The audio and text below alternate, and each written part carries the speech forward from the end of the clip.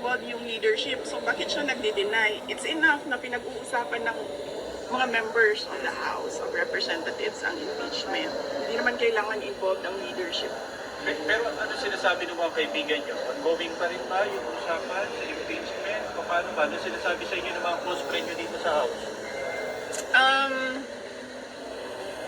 Ang sinasabi sa akin ng mga tiga Mindanao, ang sinasabi sa akin ng mga tiga Mindanao ay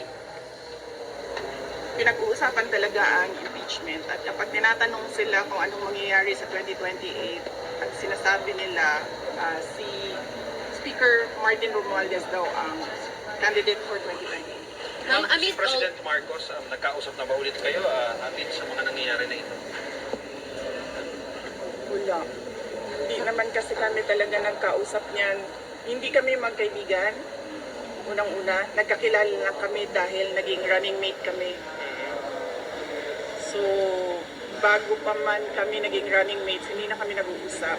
Nagkausap lang kami during campaign at dahil sa trabaho noon, banda ngayon. Pero kailan po yung last na Ang kaibigan ko talaga si Senator Amy Mike Marcos. Kilala niya ako since 2012. Pero kailan po yung nag-last na pag-usap niyo po ng Nung nag-tender ako ng resignation, yun yung last na nagkausap kami ni President Ma'am, do you think Marcos. kung si President Marcos magsalita para sa inyo and on behalf of you, baka maayos kaya itong nangyayari dito sa Kongreso? Huwag ka nang magpabudol. Alam nyo, kasi madami hindi na kilala sa akin, pero mag-share ako konti ng ugali ko. Hindi ako humihingi ng tulong. Alam yan ng tatay ko, naging mayor siya, naging president siya. Hindi ako humihingi ng tulong talaga. Kaya nga kanina kung nakita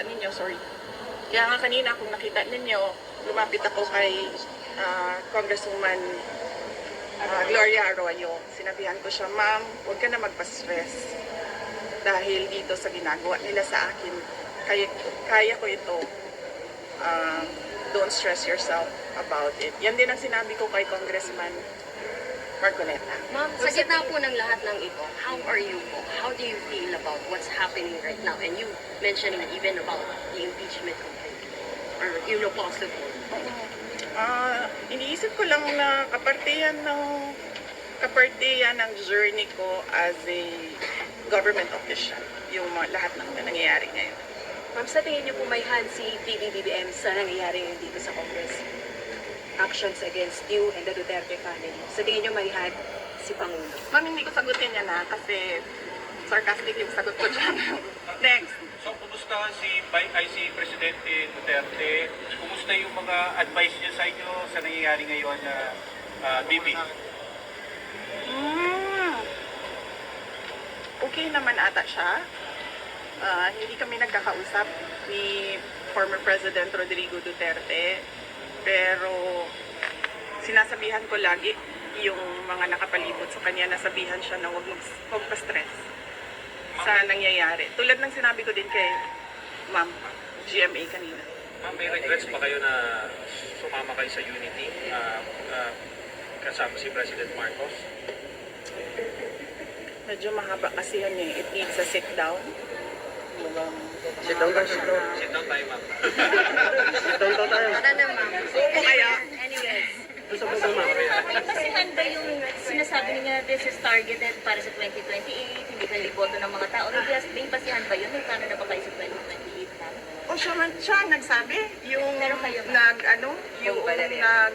sino yun? Privilege speech. Yes, yung nag-privilege speech, siya yung nagsabi Pero kayo ma'am, na huwag pagkatiwalaan, yan ba yung gusto or nag-aambisyon ng presidente, siya yung nagsabi. pero kayo ma'am, wala Pero kayo ba, tatakbo ba kayo 2028? Noong 2019, tinanong ninyo ako kung tatakbo ako sa noong 2017, tinanong ninyo ako kung tatakbo ako sa 2019. Noong 2019, tinanong ninyo ako kung tatakbo ako sa 2022 at sinabi ko na mag-a-announce ako kung tatakbo ako or hindi January 2021. Sinabi ko magsasagot ako January 2021. Ngayon? Sa ngayon, this very minute, magsasabi ako kung tatakbo ako sa fourth quarter ng 2026. 2026. VP, sorry to ask this question. Nagsisisi po ba kayo hindi nyo sinunod yung payo ng tatay mo about sa pagtakbo? Hindi nyo That is a very good question. Needs a sit down. Bibigyan kita ng pakunti ngayon. Naririnig niyo si PRD, di ba ngayon? Nagsasabi siya, huwag ka tumakbo president. Ngayon, sinasabi niya, yan din ang sinabi niya noong 2021. Huwag ka tumakbong president. Kasi nanggaling na ako dyan, sabi niya, hindi siya madali na trabaho. Maawa ako sa iyo. He never said na run for president. Pero ma'am, never again na po kayo to meet with the Marcos. Sorry, may sasabihin pa si ma'am, sorry. Oh, yes, I am. Hmm? Pero ma'am, mga never again na to meet with the Marcoses. Oh, never again. Why, ma'am? Sit down tayo. Kailan niyo gusto, ma'am? sa baba po yun. Ma'am, last question na lang.